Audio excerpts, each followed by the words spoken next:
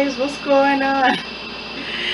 Welcome to my labor and delivery experience, y'all.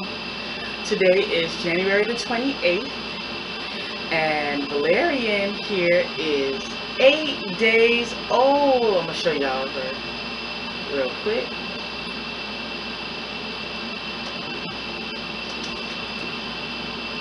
Say hey, hey everybody! Look at all his hair. Ah! I hope y'all can see her. But yeah, Valerian is 8 days old. So let me give y'all a brief rundown. So I went into labor at I went into labor on January the 19th at like 8:30 at night. I was eating some dinner with my husband on the bed, and I was like bouncing like this, and then all of a sudden my water just broke, and I had been contracting for 2 hours before that, and so my water broke like 9:30. So we called my mother-in-law to come get Vila. I've got her packed up. I put on my Depends panties, which were fantastically absorbent, because I wore them until I got into my delivery room and took them off, and I had to take them off. The lady told me to take them off. So yeah, they're very, very absorbent, and I didn't leak all over anything, and so that was good. So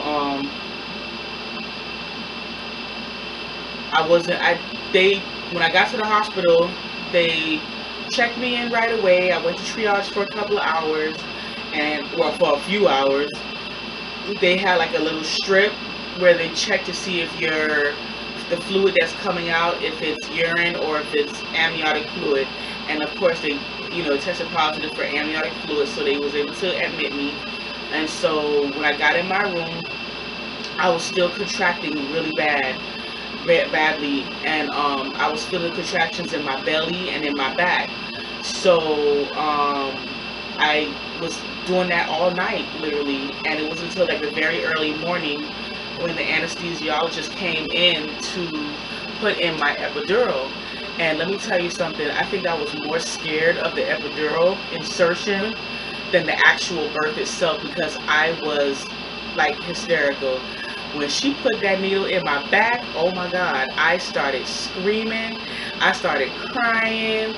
The charge nurse came running in, and I was just like having a panic. It hurt so bad.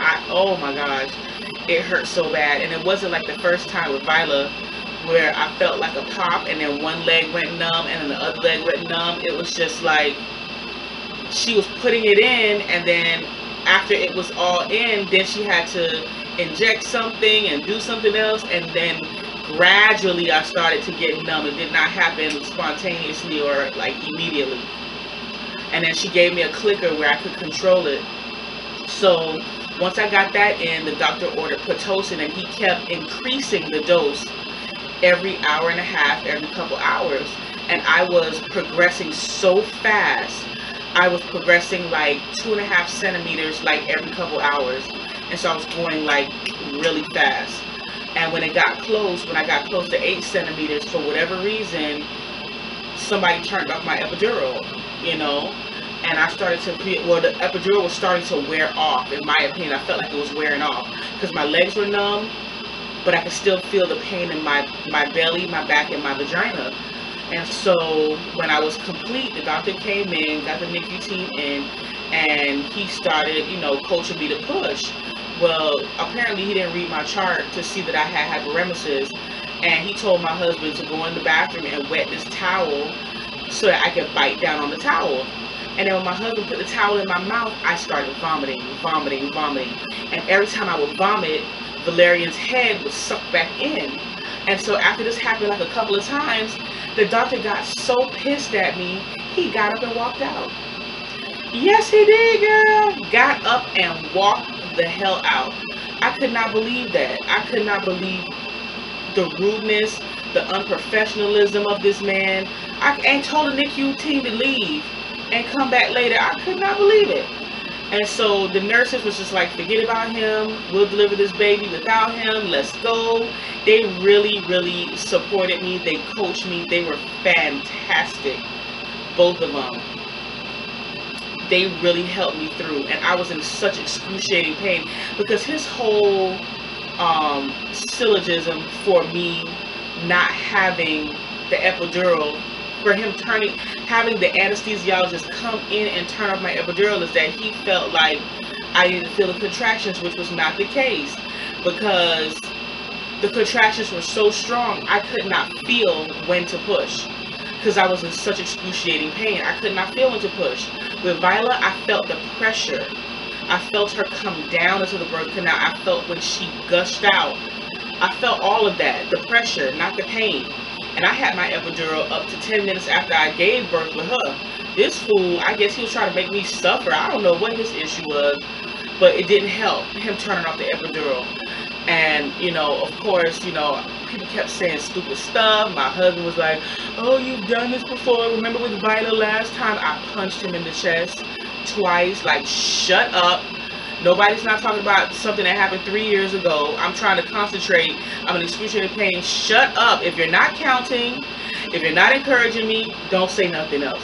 So he shut up. And then my mama started with the same nonsense. And I was like, and you can shut up too. Because, I mean, I was in such excruciating pain. I was snapping on everybody. Like, shut up. If you're not helping, shut it up. Sorry, baby. She know I'm loud. And so, my mom, of course, got in her feelings, and her feelings was hurt. And she's like, I'm not leaving. I'm not going to leave. I said, nobody asked you to leave. I just asked you to close your mouth. And so, when I got close to crowning, the doctor came back in, and he proceeded to I was pushing, and when Valerian was getting ready to crown, he told me to stop pushing, which was like horrendous, because when you're pushing, in the pushing stage, the contractions are coming. For me, it was, the contractions lasted 30 seconds every 2 minutes. And so I was able to push, get a break, push, get a break. When she was getting ready to crown and he told me to stop, the contractions was like going like this. And so I guess trying to get her to come out. But what he was trying to do was prevent me from tearing. So he was trying to like work her out. I didn't even feel her come out. That's how much pain I was in. Because I could feel the contractions way down in my vagina, all around my stomach and my back. And I did not even feel her come out. So the neonatologist, which was a young African-American young lady, she was so young. I couldn't believe it. And she was just like, because he put the little blanket on my belly, I guess, to put the baby there. And she was like, no, hand me, as soon as she's born, just give her to me so I can check her out.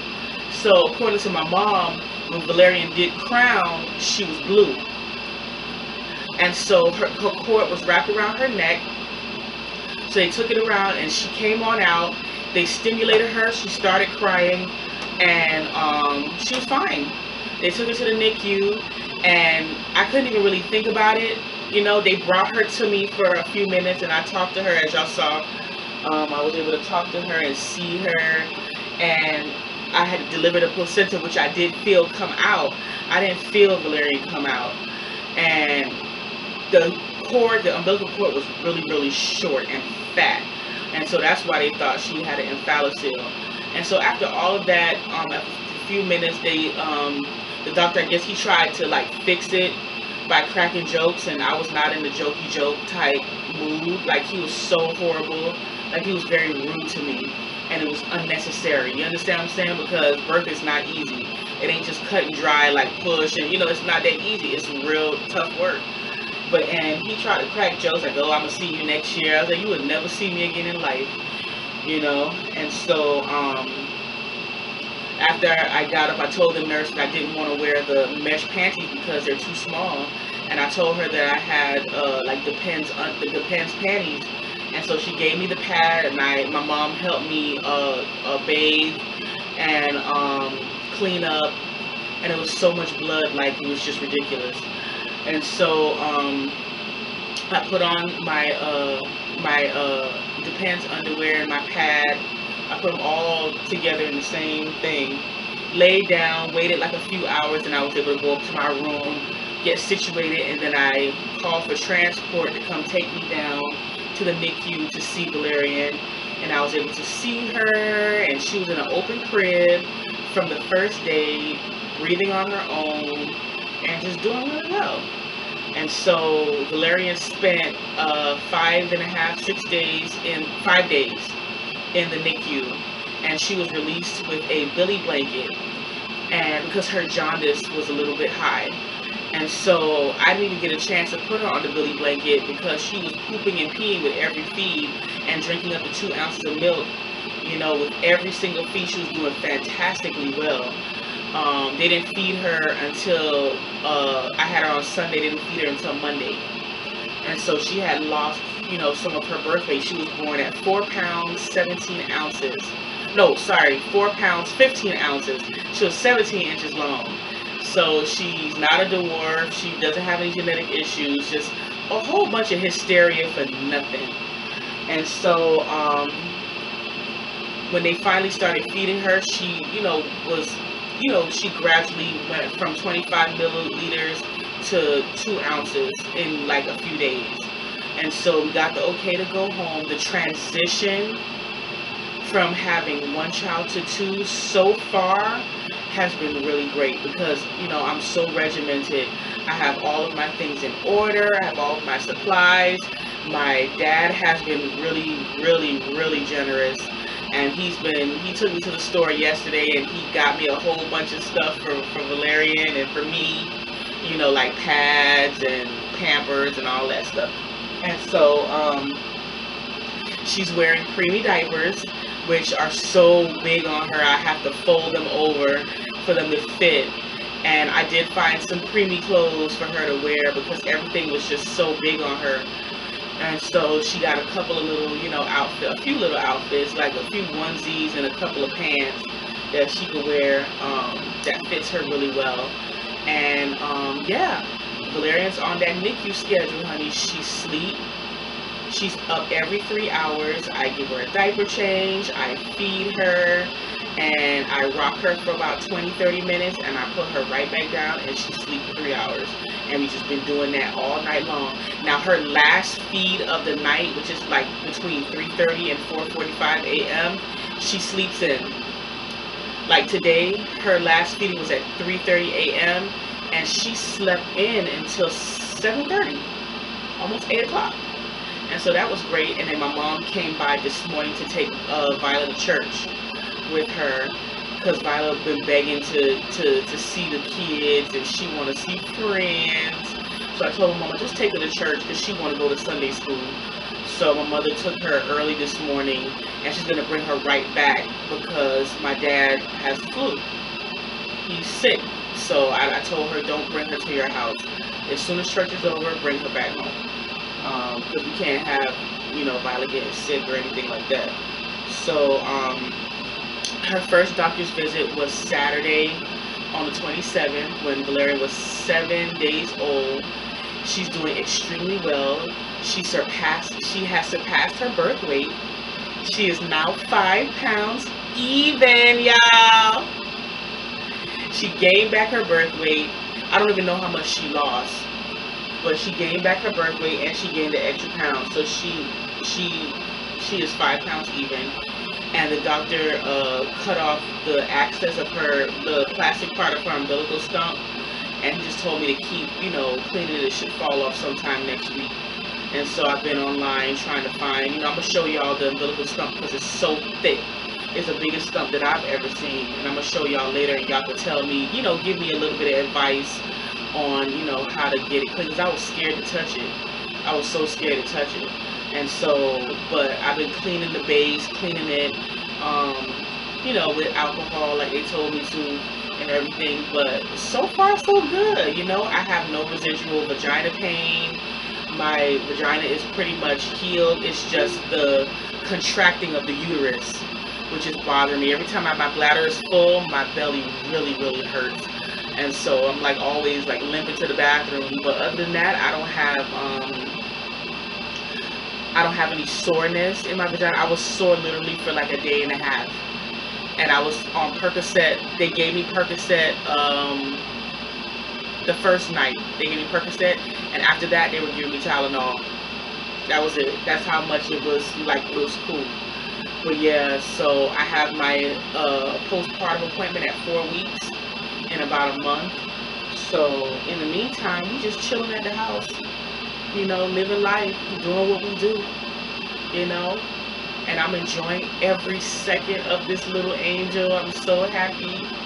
And, you know, of course, people just like, everybody keeps asking my husband, are you going to go for a boy? Are you going to go for a boy? And I'm just like, can we please? And my husband is like, not right now. We just had a baby 8 days ago. Slow your roll. Stop talking about more kids. Because, I mean, this pregnancy was horrendous. It was worse than Violet's pregnancy. I was horribly sick. The hysteria behind her health, what was going on with her, and the sickness just lasted until the very end. From the time I find out I'm pregnant until the time I push her out, I am sick. And so, you know, yes, will I have more children? Yes, because it's so worth it in the end. You say, okay, I will never have any more kids. And in my mind, while I was going through that horrific birth experience, trying to push through the contractions, I was like, I would never freaking do this again ever in life. But after I had my baby and I held her and I loved on her, I was just like, I can definitely do this again, you know. And so I'm not really like rooting for a certain particular gender. If I have a boy next time, cool. If I have another girl next time, cool. You know, it is what it is. And so, you know, we're not taking, you know, the idea of more children off the table just yet, you know. So yeah, so that's just pretty much it. Violet's transition has been wonderful.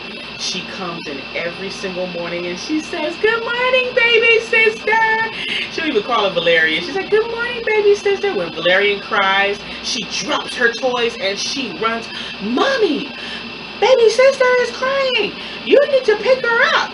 And so she like, I work for them. I work for Valerian and I work for Violet, apparently, because Violet is my supervisor. If this baby make even a little bit of noise, she's like, mommy, you need to go get Valerian. She needs to eat. She needs to drink her bottle. And I'm just like, listen, relax. I'm gonna get her. Calm down. But she's been really, really helpful. She throws away the dirty diapers. She gets the clean Pampers. Whatever I need, she is my little helper and she gets it. And I let her hold her, you know, limitedly, because, you know, sometimes Violet like to cough and sneeze, and, you know, even though she cover her mouth, it's going to be hard for her to cover her mouth while she's holding her. So, you know, plus Valerian's really small and Violet's like all over the place. So I just tell her, kiss her on her foot. She rubs her head, and she supervises every single aspect of this child. So yeah, everything is going great so far. And I'm really happy with, you know, I'm just happy. Like, I don't have any kind of blues. I guess because I had a little bit when I was in the NICU, thinking about the birth and how that doctor was so rude to me. I would get kind of like teary-eyed or whatever. But, you know, every experience can't be perfect. Every person can't be perfect. And even though I'm going to say something when I go to the office again about him, you know, he's not going to destroy my birth experience. Like, overall, it was fine. Alright, here's Valerian. Say, hey, baby. You gonna say hey to the people? She just ate. And I always try to leave like a little less than an ounce, because she gets pissed off after I clean her umbilical stump and change her pamper.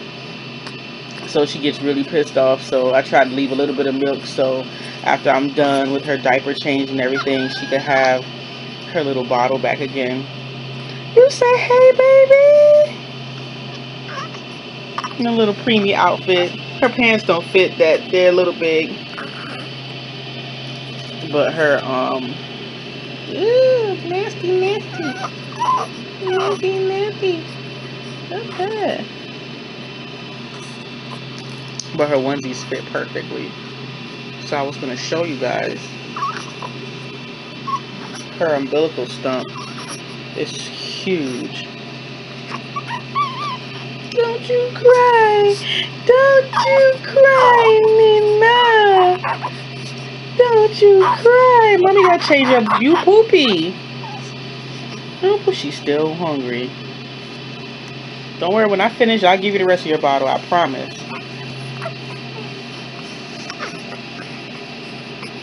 So yeah, try to do this with one hand.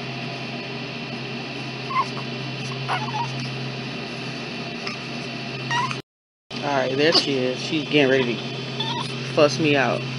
Okay, this is her umbilical stump. You see how thick it is? That's the biggest stump I've ever seen. And I've seen a lot of stumps.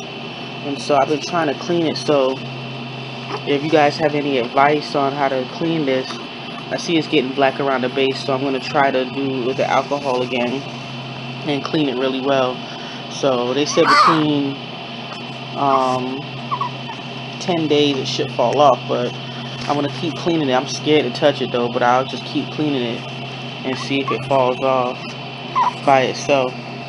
But yeah, you see how little she is, a little low, and she's getting ready to fuss at mommy. And mommy, hurry up! And she got a poopy little leg, and she's about to fuss me out. So anyway, if y'all have any advice about this huge stump, let me know in the comment section. I really appreciate it. And let me go change this little poopy diaper and give her the rest of her milk before she get up and beat me up. Alright. Bye, y'all. Say bye, Valerian. Say forget y'all. I want my milk, mommy. Alright, y'all. I'll see y'all later. Peace.